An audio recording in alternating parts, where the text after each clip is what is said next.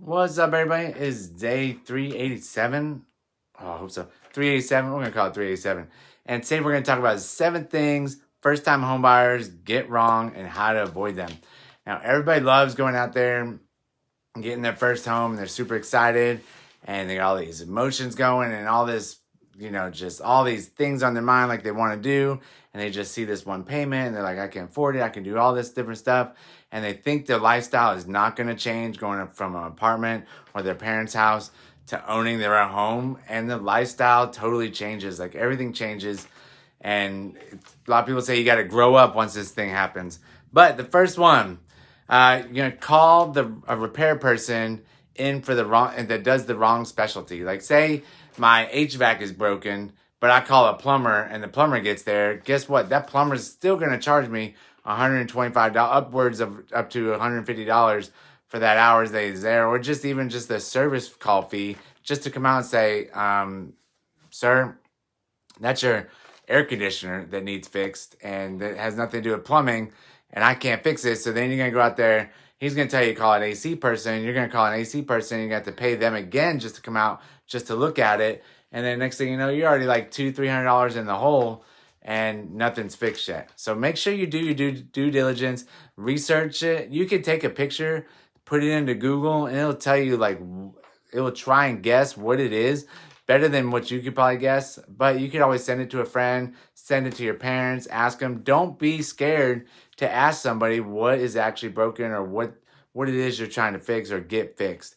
It's better to know what you're actually trying to get fixed and actually going to the right person to call the right person to fix it, having the right specialty, than having some random person show up, having the wrong specialty, charging you more money. Number 2, blindly hiring contractors. This definitely gets done a lot. One thing that can happen with that, a lot of contractors will just take your money, never show back up. They're not bonded. They're not insured. They have no reputation. They have no reviews. They have no real big skills or anything. I mean, not skills, but they don't really have a big, long following. And you could call them up because you're in a hurry. You haven't done your research, and you call them up, bring them out. Next thing you know, they've taken your $1,000 and you never hear from them again, and they're not answering your phone calls. So always research the contractors that you're bringing out. Try and go with like a bigger company if you have to, but always use word of mouth. Word of mouth is definitely one of the best sellers out there, no matter what industry you're in. If you're using word of mouth, it should be good to go. Number 3, not budgeting for different expenses. So when you own a home, first time home buyers just see that payment. This is what I was talking about earlier. They just see that payment. They're like, I can afford this. And they forget about everything else. They forget about the homeowners association, the property taxes, what else? We got property taxes. What is that? Basically regular maintenance and then unexpected maintenance fees. And a lot of times the PMI and the property taxes are rolled into the mortgage. That way you don't have to worry about it, especially being a first time home buyer if you didn't put 20% down. So therefore that would be taken care of. But you got to think about the different expenses. You want to save about, if your home was about $200,000, you want to save about $2,000 annually for sure, just for unexpected or just for regular maintenance. But then you want to have some, another $2,000 for unexpected maintenance, like your AC goes out, doesn't have a warranty. Hopefully your roof isn't going to go out that soon. Your dishwasher, your toilet's backed up, all sorts of things. Especially if you don't know how to fix it, you need to have that kind of stuff in place. But then you got fixed costs, like it's going to be your air filters, cleaning out the lines, doing different things like that. Just basic maintenance on your lawn, your landscaping, and other things like that, like the gas that you have to use for your lawnmowers and all sorts of stuff. So those are added expenses, especially coming from your parents' house or from an apartment that you're not going to really understand until you actually start doing it. And heck, even buying a lawnmower, buying a weed eater, buying an edger, like all sorts of different expenses come up. Number 4, ignoring the routine maintenance. And like I was talking about, ignoring the air filters could ruin your AC unit. Ignoring the buildup inside the lines or a plug line or something like that. Ignoring the fact that, especially in not mowing your lawn, it could be costly afterwards. not cleaning out your dishwasher, not cleaning out your dryer vent. There's so much routine maintenance that you gotta do. Like, one suggestion that I say to do is definitely start a calendar and put it in monthly that you gotta do, and then put that alert on repeat each month. So that way on the 10th, you know you're gonna change out the air filters.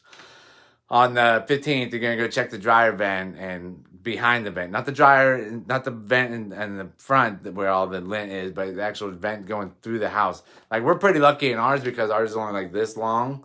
So that's pretty cool, and we don't have much of a tube coming through it, so it's going to be super easy to keep and maintain.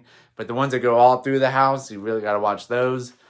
What else? Just basic maintenance. Like, do the maintenance, because it'll be cheaper now, and it'll be more expensive in the long run. Number 5, making home improvements too soon. Like, we've all been guilty of that. Like, you come into the new house, you're like, oh my gosh, I want a couch, I want this, I want to remodel this, I want to do that. But you really want to sit down in there and settle in. Give it 3, 6, 12 months before you really start doing anything, because of the fact that once you start doing your day-to-day activities and you realize you're going to be sitting there one day and like, why is this couch here? It'd be better utilized over here, because of the fact that I walk this way and it'll kind of create a hallway and it'll make it just more feng shui of an area if I do this. Or if you're in your kitchen, like, of course you like put all your silverware away and things like that, but then like figure out, like, are you close enough to the stove? Are you close enough to the pantry? Especially like on an older house that it doesn't have an open floor plan. Don't go in there and remodel it right away. Think about like how you want it done, because of the fact that you've been walking towards the stove and it's like 30 feet away from the sink. And so you're just having to carry the pan from all the way over there to over there, where you can move the stove closer. You get a better feel for the layout of the house and what you actually want in the house. Number 6, this doesn't really pertain to down here, but I had to put it on there. Winterizing your house. And this is basically just draining the pipes, draining your sprinkler system. Newer homes don't have the backflow, so you don't really have to drain them in the winter. It's all underground, which is actually really cool. So it's usually about 12 to 18 inches down below, so you don't have to, it's down below the frost line, so you won't have to drain your pipes for that. But also, up north, they're going to have to put heaters on their pipes, put insulation on the pipes, do different things, drain the pipes, especially outside. So that's one thing. If you're watching this and you're not down south where we are, out by the Gulf, then this is definitely winterizing your house is one for you. Number 7, assuming you and your partner are on the same page.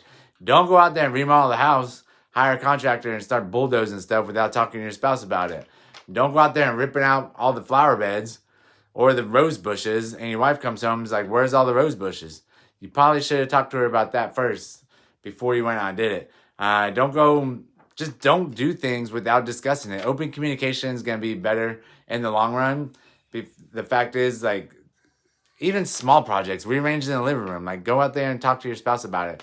Maybe they have a little bit better idea. Most of the time, 2 heads are better than 1.